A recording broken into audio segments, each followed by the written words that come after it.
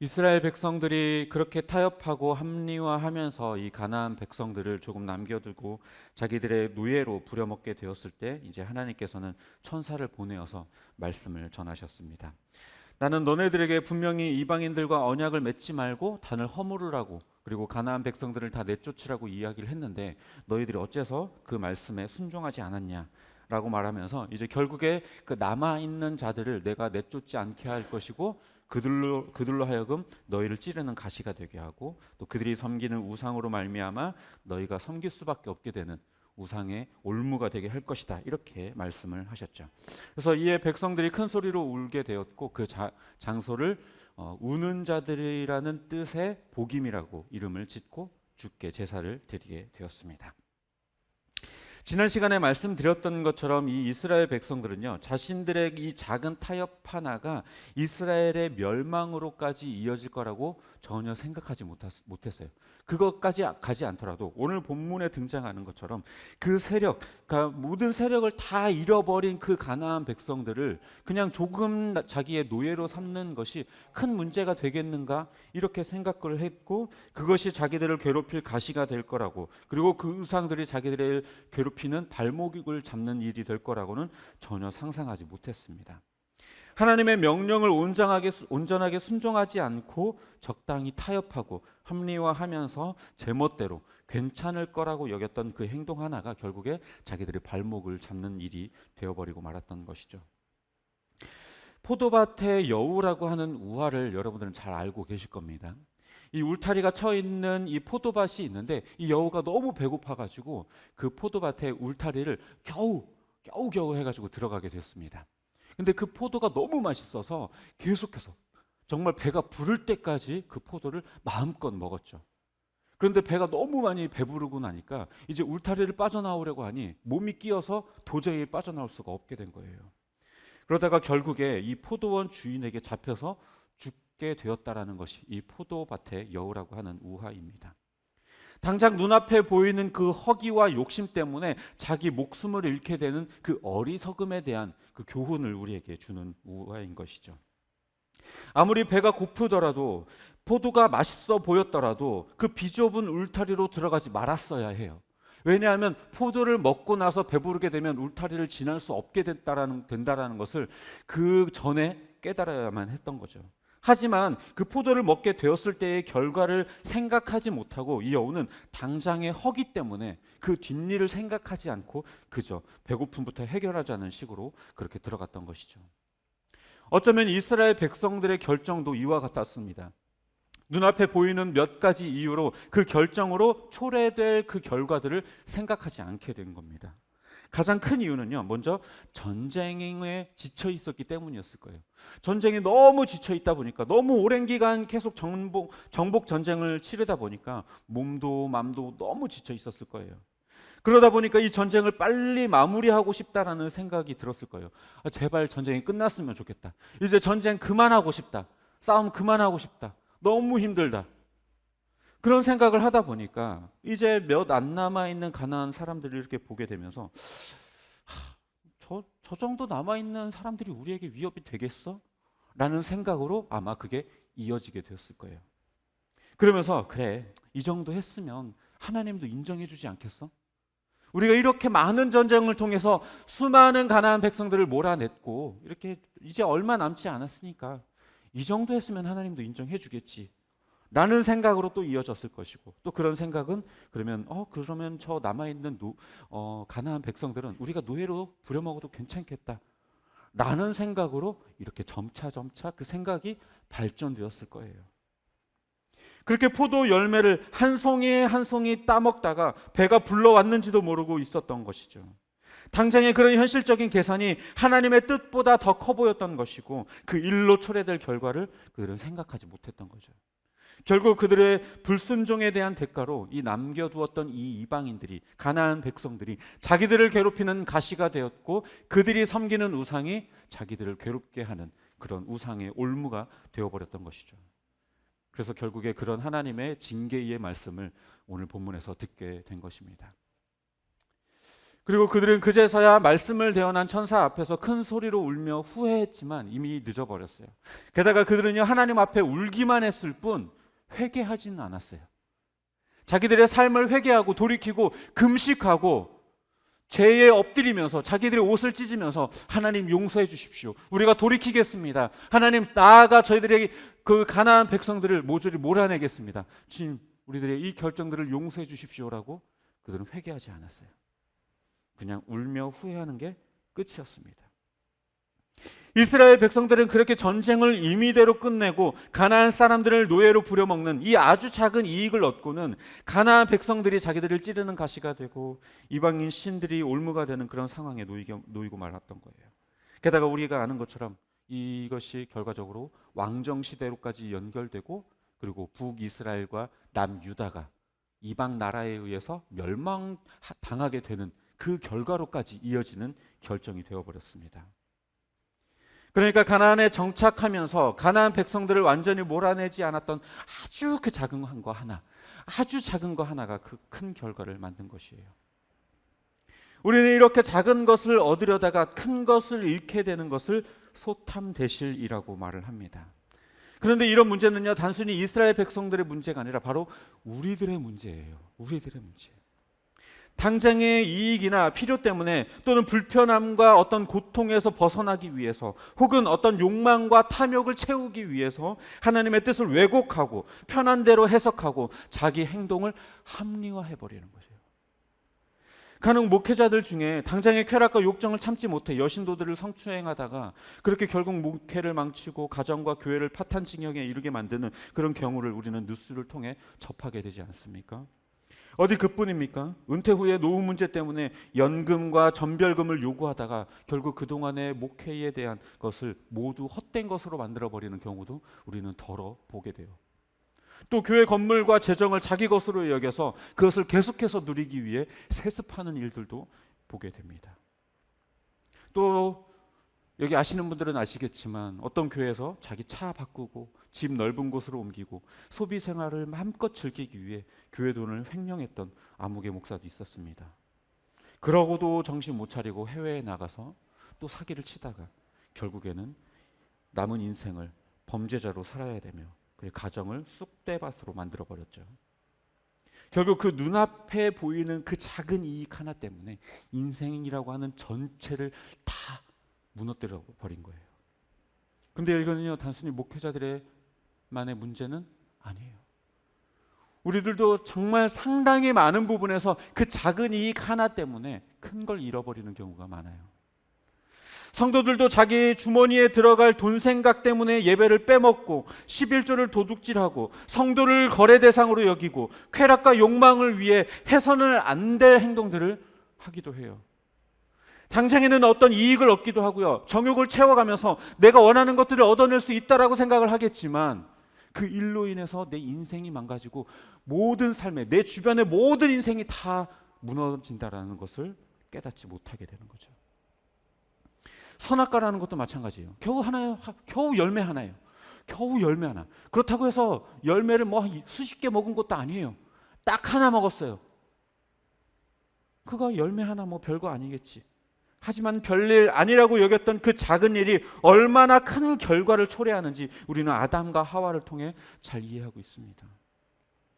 여러분이 쉽게 여기며 빠진 한 번의 예배, 내가 원하는 것을 얻기 위해 대수롭지 않게 여기며 꿀꺽했었던 11조와 예물들, 귀찮고 피곤하다는 이유로 누군가 하겠지 하면서 모른 척했었던 봉사와 헌신, 솔직히 그 한 번이 우리의 인생을 망가뜨릴 거라고 우리는 그렇게 상상하지 않아요.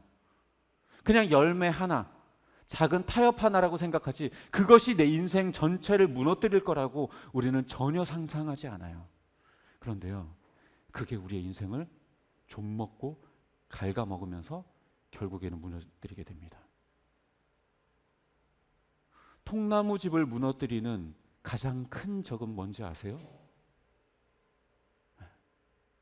개미예요, 개미.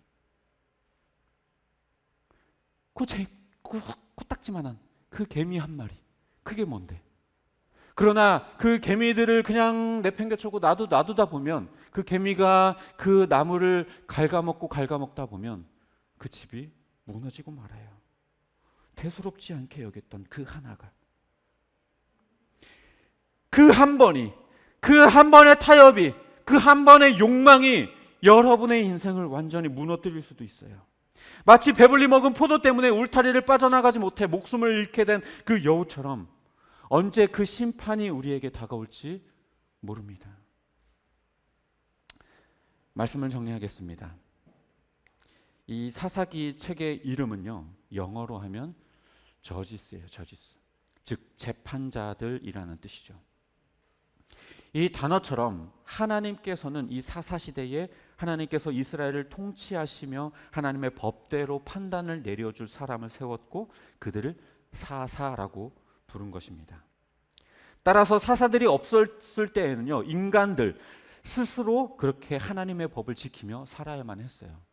그런데 인간들은요, 스스로 하나님의 말씀을 지켜나가기보다는 하나님의 뜻을 어기고 자기의 판단과 자기의 생각대로 그렇게 살았어요. 결국 하나님은 하나님의 법대로 그들을 인도할 사사들을 이 시대에 세우셨던 겁니다.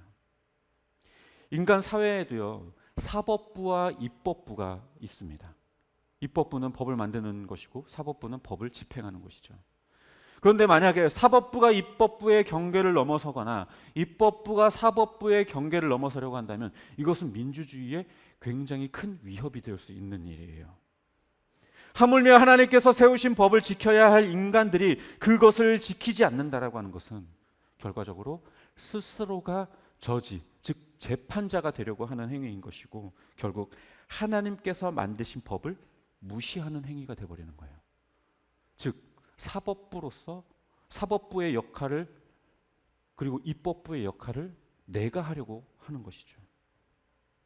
그렇게 이스라엘 백성들은 하나님이 말씀하신 대로 가나안 백성들을 몰아내야 했지만 그러지 않았고 결국 하나님의 천사의 입을 통해 그에 따른 징계를 이스라엘 백성들에게 전하셨어요.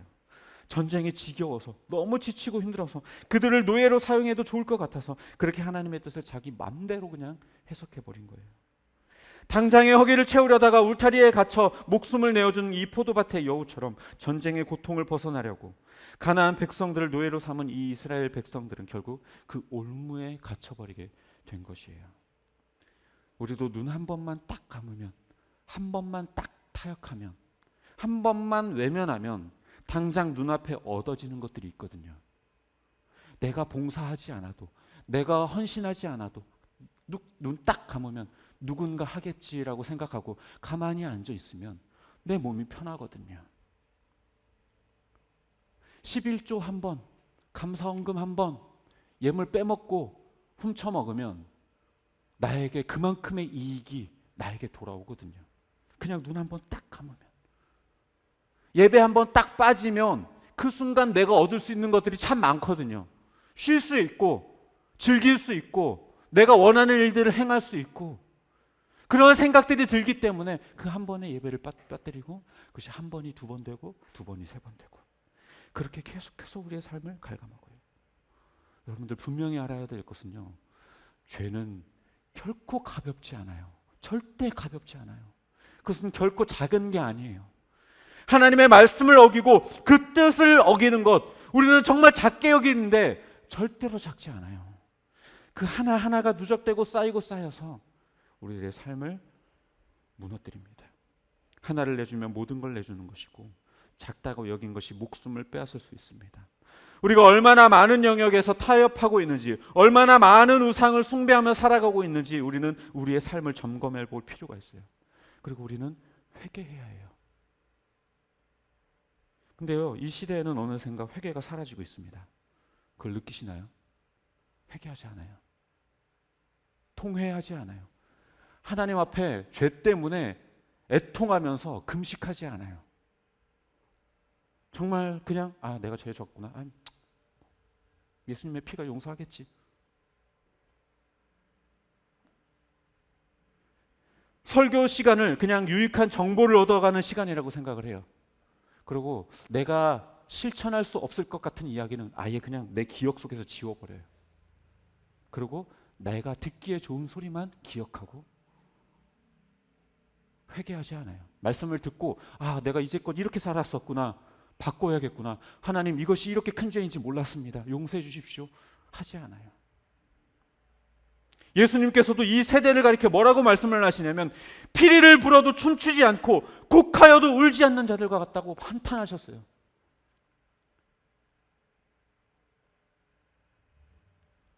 저 역시도 타협하고 내어준 부분들이 참 많습니다. 다만 우리에게 이 말씀을 주신 것을 우리는 기억해야 돼요. 하나님께서 이스라엘 백성을 향해서 계속해서 신실하게 선지자들을 보냈어요. 하나님의 말씀을 전할 자들을 계속해서 보내주셨습니다. 야, 너네 이렇게 살면 안 돼. 이렇게 살아야 돼. 이게 하나님의 뜻이야. 근데 그들은요, 계속해서 선지자들을 죽였고 하나님의 말씀을 귓등으로도 듣지 않았어요. 결과적으로 어떻게 됐습니까? 멸망했어요. 어쩌면 매 주마다 들려지는 하나님의 그 말씀, 그냥 지겹게 습관처럼 들려지는 그 설교, 따분하고 맨날 똑같은 설교라고 여러분이 생각하는 그 이야기가, 귀에 따갑도록 들리는 그 이야기가, 귓등으로 듣고 흘려버리는 그 이야기가 어쩌면 이스라엘 백성들에게 전해주었던 하나님의 그 선지자가 들려주었던 그 경고의 메시지일지 모릅니다. 여러분들이 회개하지 않고 돌이키지 않으면 여러분들의 삶은 어떻게 될까요? 회개치 않고 돌이키지 않는다면 그 끝에 기다리는 것은 심판뿐이에요. 포도 그만 먹고 울타리로 나와라 이야기하는데 계속해서 포도를 먹고 있다면 끝내는 죽고 말 것입니다. 물론 한 번 구원받은 사람은 그 구원이 절대 취소되지 않겠죠.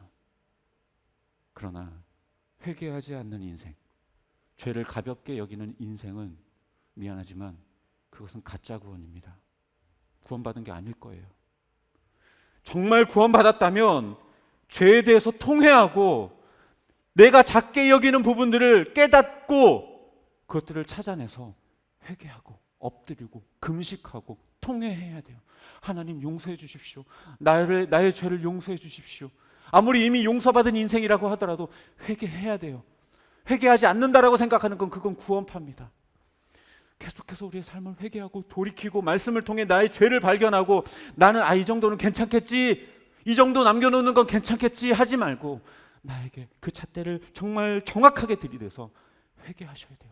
돌이키셔야 돼요. 삶을 돌이키셔야 돼요. 바꿔야 돼요. 바라기는 하나님의 말씀을 듣고 돌이켜서 우상들을 깨뜨리고 이 타협한 것들을 원래대로 돌려놓는 저와 여러분이 되시기를 주님의 이름으로 축복합니다.